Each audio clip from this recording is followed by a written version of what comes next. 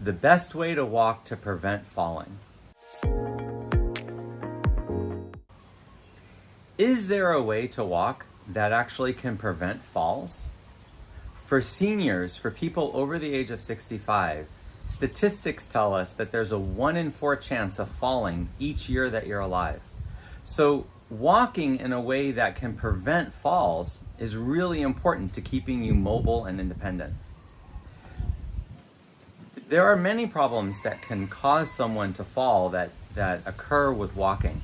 If someone is shuffling, if someone is not lifting their feet high enough off the ground, or if they're walking with a very wide base gait, those 3 things can definitely lead to falls. If you're doing those 3 things, you have an increased chance of having a fall each year.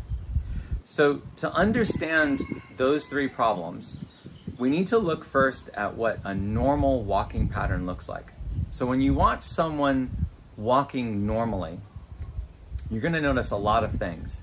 So first of all, looking at the person's posture, their head is upright. They're looking forward. Now that's very important. Our body is not meant to have the head looking down or to be leaning forward. So if you're looking down or if you're leaning forward when you're walking, you're definitely throwing your balance off. Another thing that's important is arm movement. A normal human moves their arms reciprocally as they are walking. What that means is, as your right leg comes forward, your left arm is coming forward.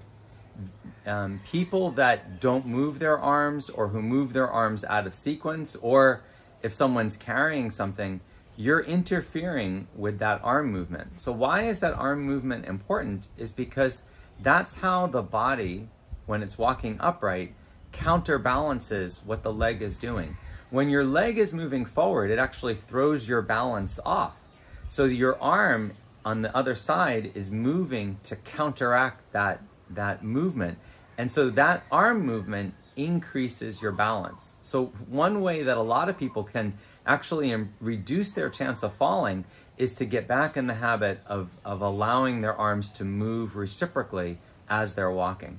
In fact, the better your arm swing is, the more resistant you are to falling. So now let's look specifically at what the feet and the legs are doing when someone is walking.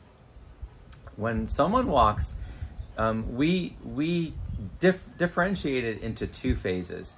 There's the stance phase when the leg is in contact with the ground, and then there's the swing phase when the leg is moving forward.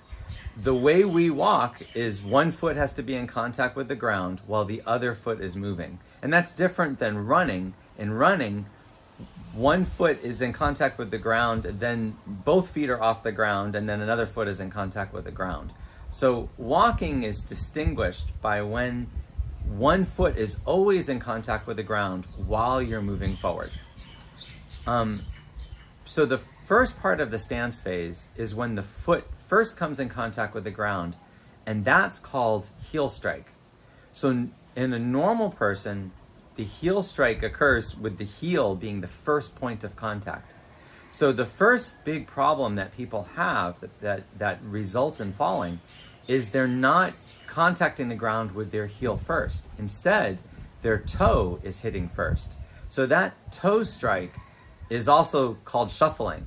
And the reason that that's a problem is because the foot is not getting enough ground clearance to go over any kind of obstacle.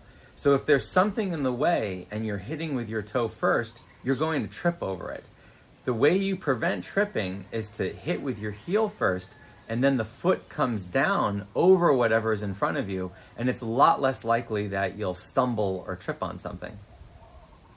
So as the foot completely comes flat, there's something that happens in the body which is called weight shift. Weight shift is when the person's body shifts over to the leg that you're standing on. A human being has to have weight shift. If you don't fully shift your weight over the leg that you're standing on, then you're shuffling. Then you're walking with your feet very, very wide apart. Because in order for you to be completely balanced, all of your weight has to shift onto the leg that you're standing on. What you notice in a lot of people that are at risk for falls, a lot of older people, is they shift their weight less and less and less the older they get. Now, this is something that is correctable. You can practice shifting your weight. There's an activity that I recommend called single leg stance, where you practice standing on one leg with the other leg up. Practicing that exercise can actually improve your weight shift when you're walking and make your walking more stable. And that's why I think standing on one leg, practicing standing on one leg, is actually the best way that you can, the best exercise that you can do to prevent falls. So as the person is shifting their weight over their leg, there's a third thing that happens. And what occurs is the leg that's swinging then comes in contact with the ground. So that leg then goes through the stance phase. So what happens normally is that the one foot lands right in front of the other foot. People walk normally with one foot in front of the other. If you were to draw a line in the ground where someone's footsteps were, you would notice that a person without any problem walks almost completely along a line. Actually, most of us walk slightly to the sides of the line, but for the most part, it's one foot in front of the other. Now, if you look at an older person or a person that's having trouble with their walking, maybe someone who's had a stroke, you're going to notice that most of them walk with their feet very wide apart. In other words, instead of their foot landing in front of the other foot, it's landing way off to the side. It can be a few inches to as much as 1 foot. It just depends on how bad someone's balance is.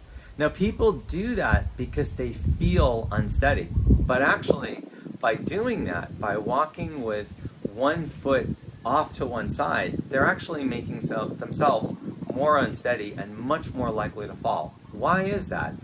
Because if there's some obstacle in the way, if the ground is a little bit uneven or a little bit soft, if we're walking on grass or dirt, walking with our feet wide apart makes it much more likely to fall because we can't react to any kind of change as easily. When you're balanced, when you're putting all your weight over one leg and you're walking with 1 foot in front of the other, that makes it much more likely that if something disturbs your balance, you can cope with it.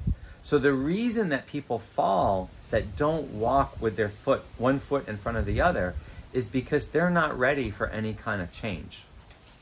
So just to review, the problems that occur that result in falls, that increase your chance of falling, first of all, is not having an adequate heel strike. Not when the foot hits the ground, the heel is not the first thing that hits the ground. Now that's something that you can practice. You can tell yourself to try to walk with your heel hitting first, because that will improve your balance. The next thing is not having an adequate weight shift. In other words, when you're walking, you're not putting your weight fully over the leg that's standing. And a great exercise to fix that is another video that I did, which is called The Best Exercise to Improve Your Balance. And in that video, I show you how to practice standing on one leg at a kitchen sink and repeating that over and over until your balance and your weight shift gets better. And then the third thing is not walking in tandem, not walking with your foot hitting in front of your other foot. So that's also something that single leg stance exercise can improve, because as you get better at shifting your weight over to one leg, it becomes a lot easier to put your foot in front of the other foot. But also just practicing that and telling yourself to practice that. If you feel safe, you can even practice that by walking heel to toe on a tape line or on a balance beam. Those are great exercises to help you learn to walk more in tandem. Now, what happens if you can't do all these things? What happens if you listen to this video and you think, I heard what this guy is saying, but I can't actually do this. My balance is not good enough. Well, there's two things. First of all, I'm going to tell you a test that I always tell people, because I've learned that most people are very resistant to the idea of a walker or a cane. So I tell them, I understand that you don't want a walker and cane. Let me ask you this question. When you go to the supermarket and you use a shopping cart, do you notice that when you use the shopping cart that your walking is better, that you feel more balanced? And if they say, oh yeah, I feel a lot better, I can walk better when I'm pushing the shopping cart, then I tell them, then you're making a mistake. You probably need a rolling walker or a cane, because if you had those, you would actually walk more. You would probably go out for walks and get a lot more activity because you'd feel safer when you walk. But by you resisting using a walker or a cane, what's happening is you're not getting as much opportunity to walk, and that's going to make your walking and your balance decline even further. So, we can't all walk around with shopping carts all day, but that's really why there are rolling walkers and four-wheeled walkers and canes, is to help people be more steady so they can walk more.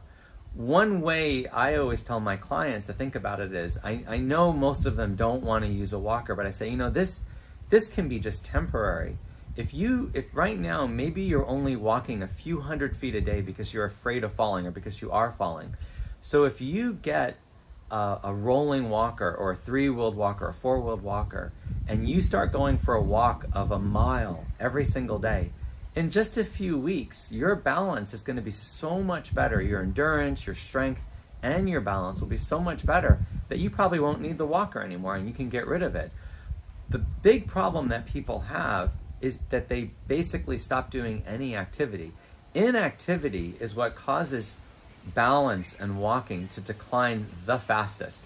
So by not using the right assistive device, whether it's a cane or a walker or something that makes someone feel steady, they're actually causing their balance to get worse as fast as possible. So if what I'm saying hits home with you, if that describes you, if you answer yes to my question that when you use a shopping cart in the supermarket that you walk better, I definitely encourage you to think about getting some type of assistive device that makes you feel steady so that you can walk more, so that you won't need that device. Anyway, I hope this video is helpful. If you like this video and you want to see more like this, please subscribe to my channel. Thanks.